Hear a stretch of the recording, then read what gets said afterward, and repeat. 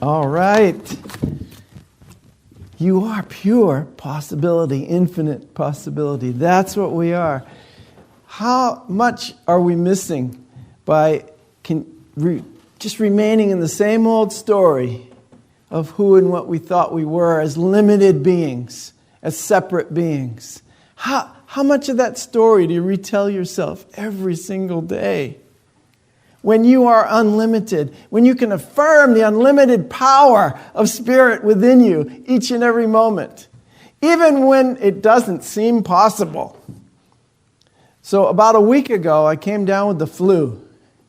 I woke up Monday, and it didn't seem possible that I was unlimited and healthy and bright and magnificent and beautiful and powerful.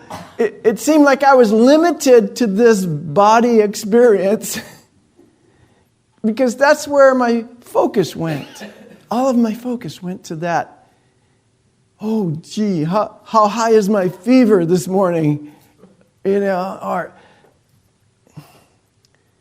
immediately, I started reminding myself of who and what I really am. I started reminding myself, instead of focusing on the body condition. Course in Miracles told me I'm not a body. I'm free. No matter who and what or where you think you are, you can remind yourself that you are free to think and to affirm anything you want. So I began to affirm the truth of my being. And guess what happened? I got a little hope. And I realized experientially where that word came from. When all else seems impossible, you have a little spark, a little inkling of that which is true. Now, of course, a week later, I'm perfectly fine. I'm 99% back into physical health, but I'm 100% back into spiritual remembrance of who I am. And it was amazing because I really didn't feel motivated or strong enough to go and see a doctor or do any of that kind of stuff. But I was alone with one of the best healers that I know of on the planet. Myself!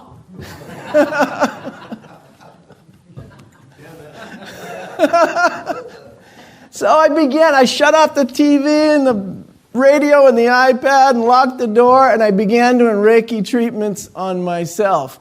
The very first thing I learned when I studied Reiki with 3 different masters was a self-treatment. Treat yourself first. What do you do when you're in an emergency on an airplane? You put the oxygen on yourself first. Then when you're feeling good and you're breathing strong, then you help the person next to you.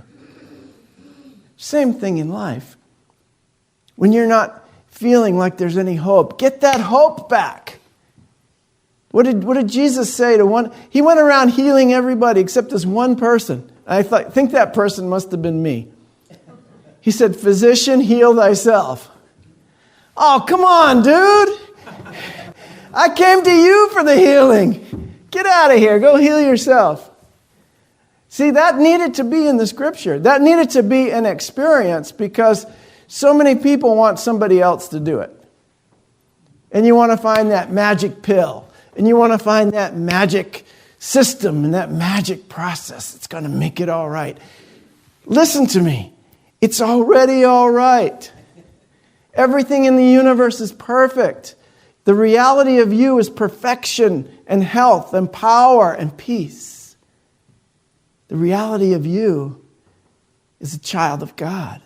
And that spark of divinity lives within you. You have pure possibility. That spark of divinity is in you. I immediately felt better. Within a half an hour, I was feeling better. Of course, I like to do vitamins and boost my immune system and eat right. And I wasn't able to exercise, but I was forced myself to stretch out my body and do a little yoga and do my breathing that Lily has taught me. She teaches children how to breathe. How do you like that? Mindfulness, mindful awareness of what's going on with you and everyone around you, your surroundings. You start very young learning that, you're going to be all right. Because quite rapidly, you become aware that there's something else going on. There's something else available, and that something else is good. That something else is God. That something else is love, is peace, is connection. You start to really become aware of something deeper that's always there. And so I had hope. Not only hope, I had faith that this condition is very temporary. And can we look at that in terms of everything that's going on with the human family? Can we look at that in terms of the entirety of the species? Can we have hope? I asked Larry Brown that. We were doing a podcast. We were talking about, is peace on earth possible? And I said, Larry, is there hope for humankind? Because that day I was feeling pretty hopeless. And he said, yes, I believe there is hope. He says, I have faith in the innate ability of the human being to love itself and love one another. You know, after the podcast, we always have a conversation for another 45 minutes. That's the one Charlie really wants to record. We never get that on tape. So this is our Christmas season. We're entering into this season. And today is dedicated to hope and faith. Whenever I research Advent, and because every year I forget which Sundays are hope, because there's 5 things. There's hope, faith, peace, joy, and love. So I looked it up. And why? Because there's only 4 weeks. Why are there 5? Because some traditions in the first week celebrate hope, and some traditions celebrate faith, and Unity celebrates both. Right? It's great. It's like, okay, you're going to celebrate hope, we'll just do them both. And hope and faith are very close, but they're not the same thing. Hope really is just a moment of, it might be possible. Like there's a little glimmer of light. I think it's possible. Faith is, wait a minute. I have a power of healing within me. I'm going to use it. I have faith it will work. It's worked for everyone else. It can work for me. I have faith because it's based on reality, spiritual reality, not the reality that you're, so-called reality you're making up with your eyes. Everybody's got a different reality when you're observing things. But we learn the kingdom of heaven doesn't come with observation. It's not over here, it's not over there. You can't observe it. Why? It's within you. You have to create it. You have to live it. Wow. Life isn't happening to you. It's happening through you. Thank you. Are you the only one that knows that? Life is happening through you. It's amazing. What an incredible gift we've been given. It's the opportunity to manifest the Christ in us. And that's what we do here at Unity. This is what we celebrate in Christmas. So the first week is, hey, there's hope that this is possible. But some of us say, no, I have faith. I know it's not only possible, it's certain. Faith is the substance of hope. It's what gives you hope. Faith is the substance. As it says in the Bible, faith is the substance of things hoped for, the evidence of that which is not seen. Oh, where's that guy going? How do you know? How do you know where he's got faith that wherever he's going, he's going to be safe on that journey. You can't see that path, but he has faith. The reality of our Christ nature may be something that we're merely hoping for. Perhaps we're waiting for more evidence. We don't even think it's possible sometimes.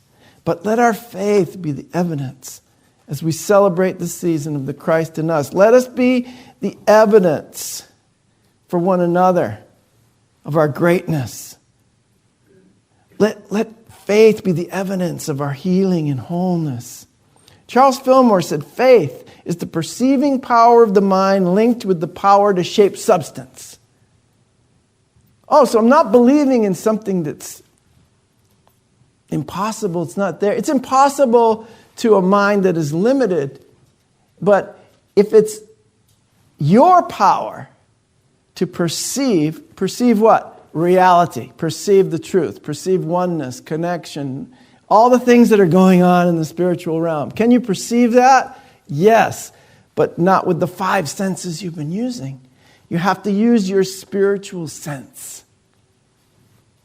Many of you understand what I'm talking about when I say spiritual sense. It's something that happens when you meditate. All your other senses you put aside for a moment, and you allow the spiritual sense to take over.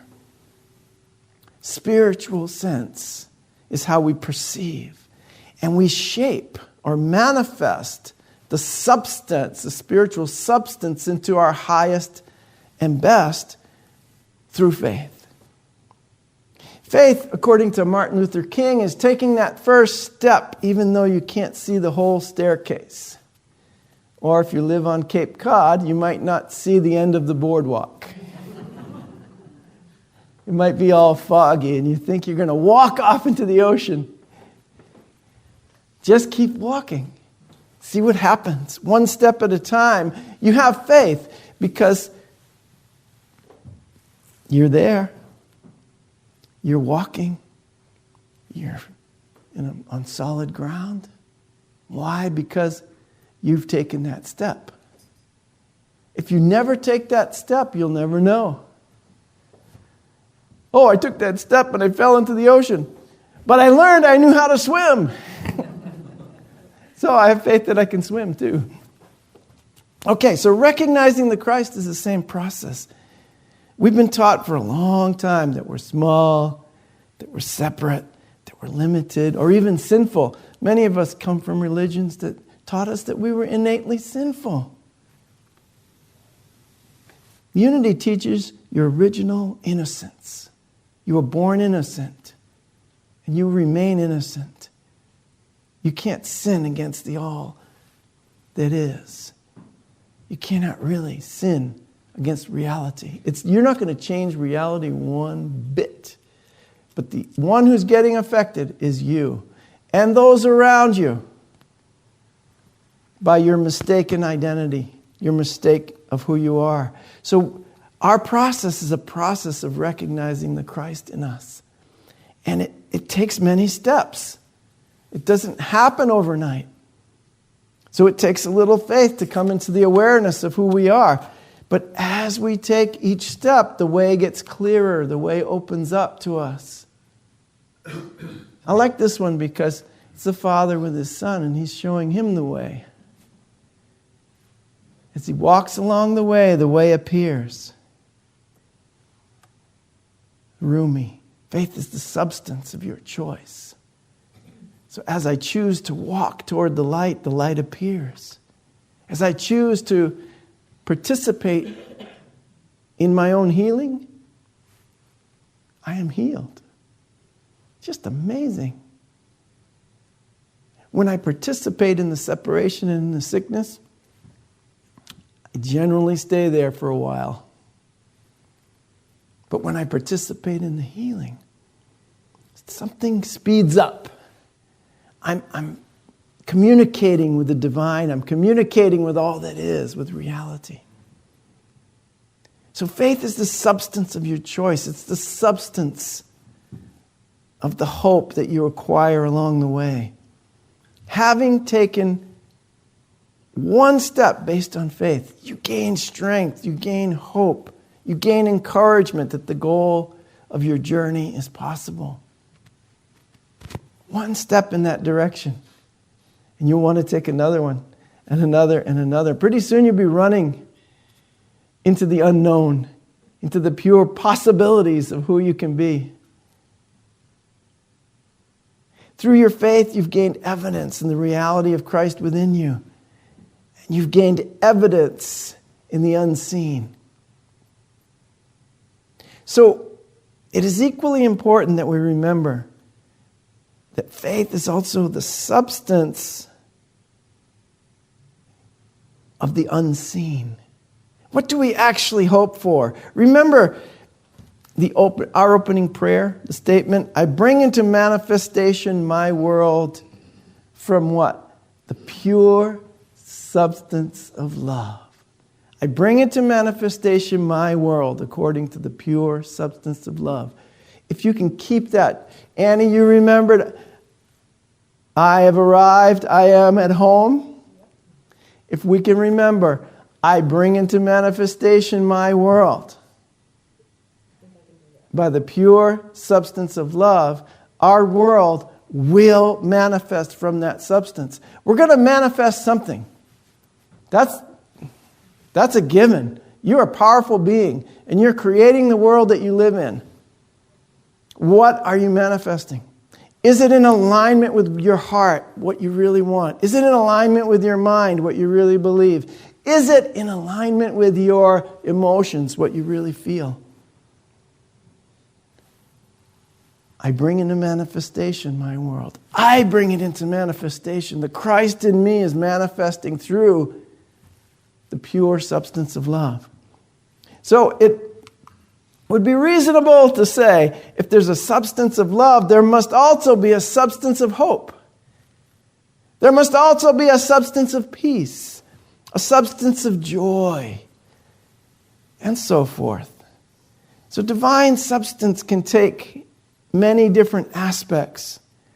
All these experiences are states of consciousness. They're different aspects. They're unique unto themselves. But they all have one thing in common. They're invisible. They're not things at all. So of course I always like to reinterpret Scripture for you. I prefer to say this in the Scripture, faith is the substance of universal consciousness. It is not the things that we actually hope for, but the experience we think those things will bring to us. So what we're actually wanting and hoping for are experiences. Peace, joy, love, abundance, power, connection. These are the things that we really hope for, that we really desire in our heart. They're not things. They're experiences. The realization, this is great. Glory. Did I miss one? Great. Okay. So, we're celebrating the Christ in us. This is the experience that we're after this Christmas season. This is the experience we hope for. This is the experience that we call on our hope and our faith for. Is the experience of the birth of the Christ in us. That's what we're aiming towards in all of our celebrations this Christmas season. Now, Charles Fillmore, co-founder of Unity, his favorite scripture was, the Christ in you is the hope of glory. Christ in you is the hope of glory. So I had to look up in the revealing word what glory means in metaphysical terms. Glory is the realization of divine unity. Unity between humankind and the mind of God. He says man, but I also changed the words. It's not man or woman, it's humankind with the mind of God. This is glory. Glory is your experience that you are a child of God and therefore are imbued with the same exact power. You are powerful. You are spiritual. It's a realization that your mind and universal mind are one mind. And that limited mind really has no effect on your reality, on your holiness, on your power. Glorification of the human being is the highest spiritual state attainable, according to Charles Fillmore. And I happen to agree with him. It's the highest state, spiritual state that we can attain. Awareness is our oneness with God, like Bruce's meditation. I am one with God. If you keep saying that and believing that, you'll be manifesting from that experience. That will bring glory or light to your world and more light to yourself as well.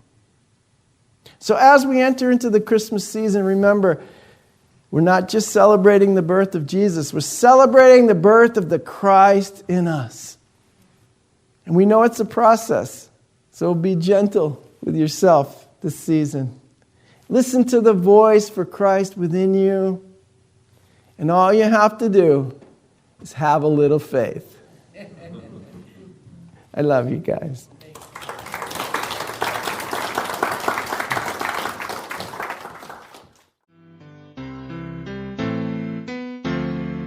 You have been watching the message from our Sunday celebration service here at Unity on Cape Cod, providing a positive path for spiritual living.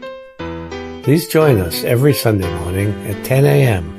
at 147 Walton Ave, Hyannis, Mass., and visit us online at unityoncapecod.org. This video was made possible in part through a grant from Unity Worldwide Ministries and the Templeton Foundation.